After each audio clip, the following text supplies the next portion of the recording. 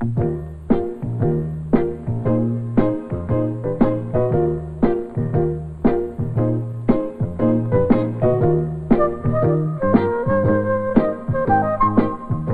is about basic computer terms,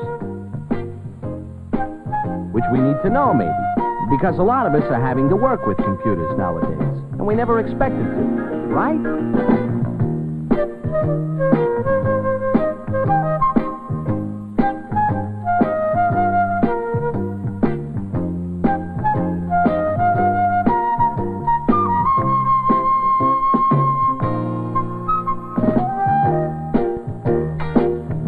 Harry here. Now, Harry happens to be a business person who's thinking of using a computer because he's about 90 years behind on filling his back orders. Enter Jane, the computer expert, who says, "I hear you need some help with computers." "Computers?" asks Harry. "Oh, yeah, computers. Say, listen, I know my business here. Even if I'm a little behind on the back orders, but nothing is what I know about computers." In fact, Harry doesn't even like computers. Maybe because he's seen all those old movies, you know, where the computer takes over the world. "Not to worry," says Jane. All a computer is, Harry, is a machine. A machine for handling information. "Jane," says Harry, "you're being very nice, and I appreciate it. But I've seen about these computer things. They are very big, very, very gigantic type things. I mean, you and me, they could eat for breakfast." "Harry," says Jane, "computers don't eat people. It's true, computers were very big in the old days, but that was before transistors, integrated circuits, things like that."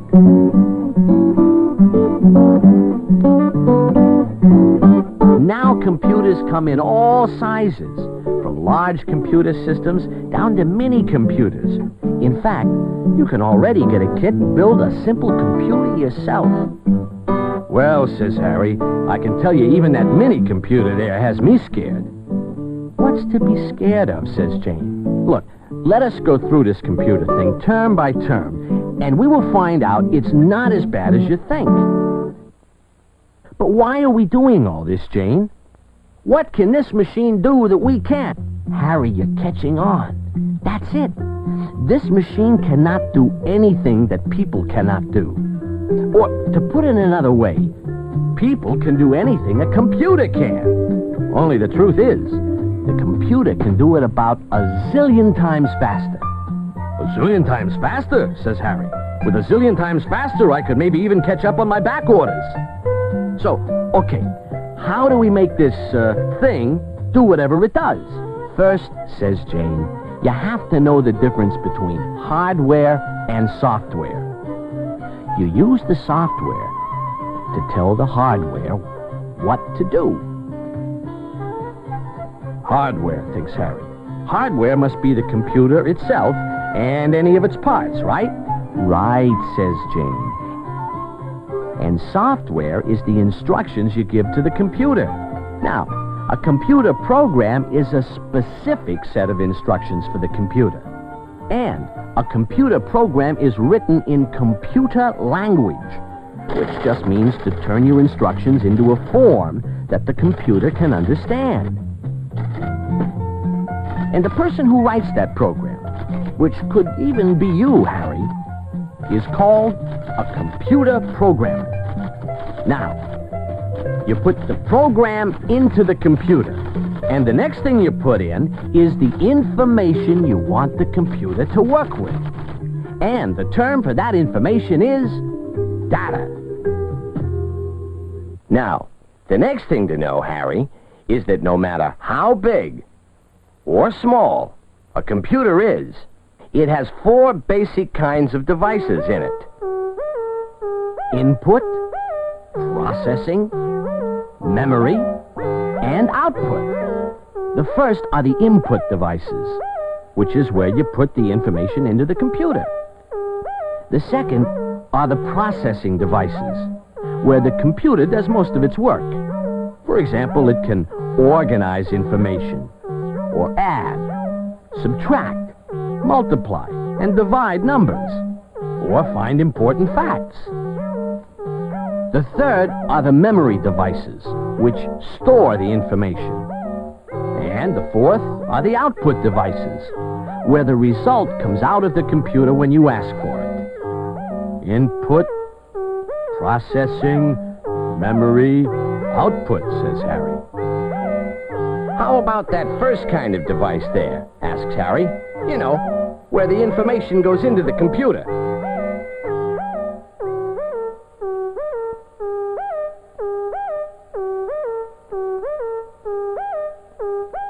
Sure, says Jane.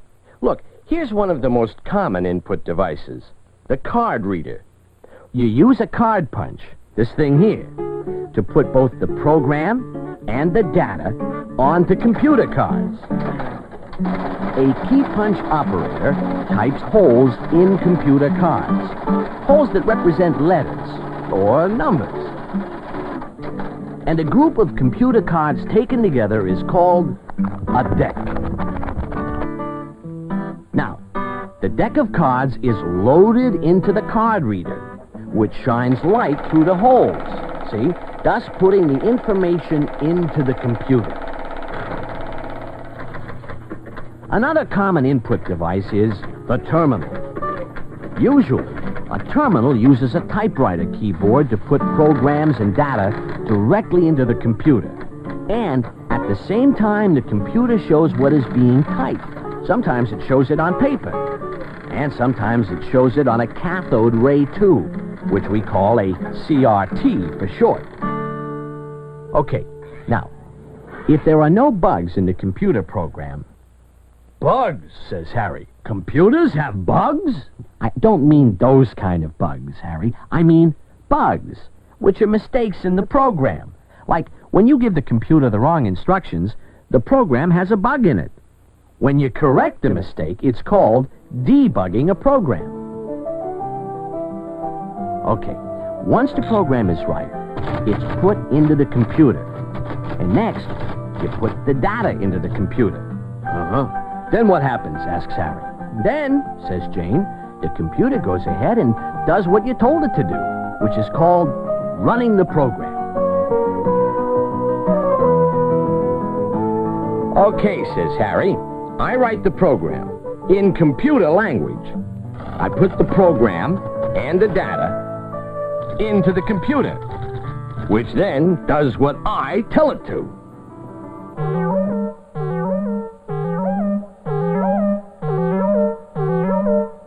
All this I got. But what does the computer actually do in there? You know, in its insides. It processes the data, says Jane, using its processing devices.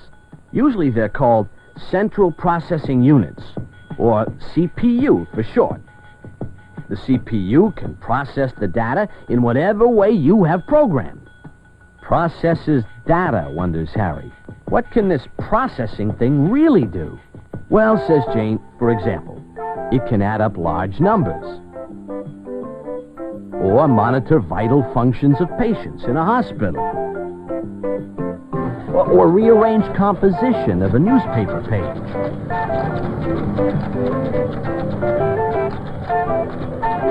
or keep track of all sorts of information from many different people at once. Savings and loan banks, for example, use computers to calculate all the daily compounded interest for each and every depositor. So any customer can find out how much is in their account at any time. The computer does it automatically, without errors, and very, very fast.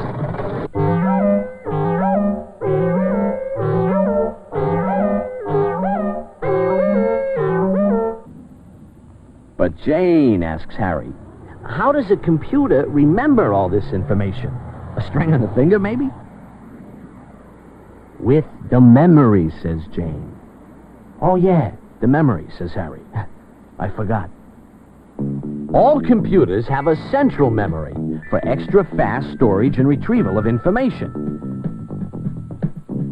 And if a computer needs more storage capacity, it can have other memory devices, such as this disk, which usually holds hundreds of times more information than the central memory does.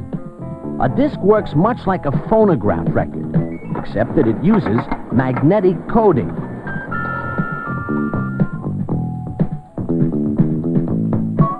A magnetic tape can hold even more information than a disk, and it works very much like a tape recorder. Hey, says Harry, that's the kind I always see in the movies. Right, says Jane. It's a very common memory device because it's so handy. You can take a tape full of information and put it away until you need it. Which you can also do with this. This, says Harry, this is just a plain tape cassette. Which, says Jane, records music on magnetic tape. Well, the same kind of cassette can be used by the computer to store programs and data.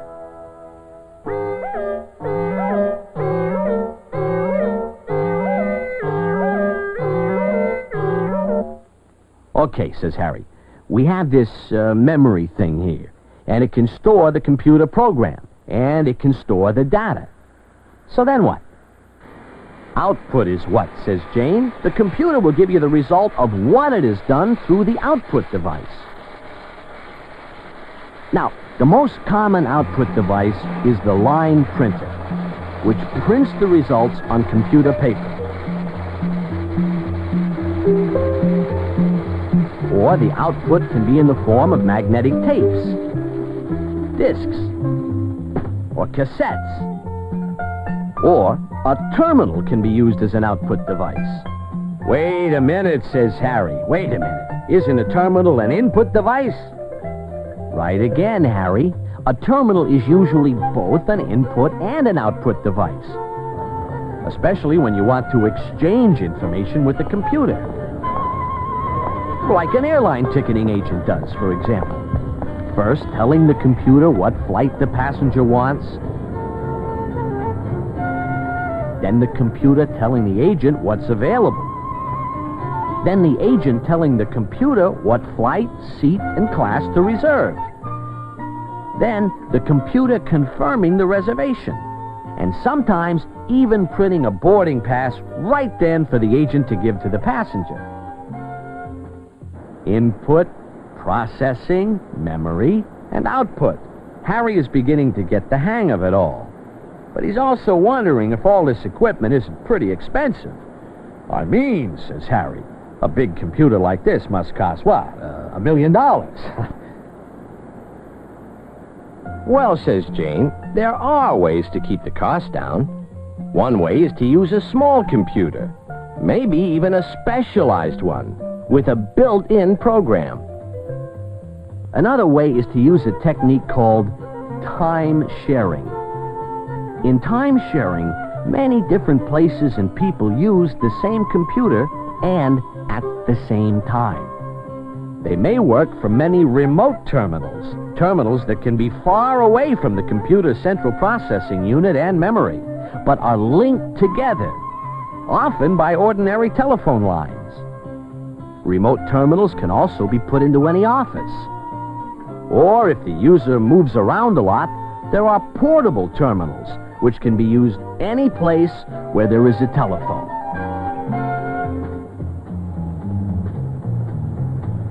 But after all these basic computer terms, Harry is still worrying. Harry is a worrier.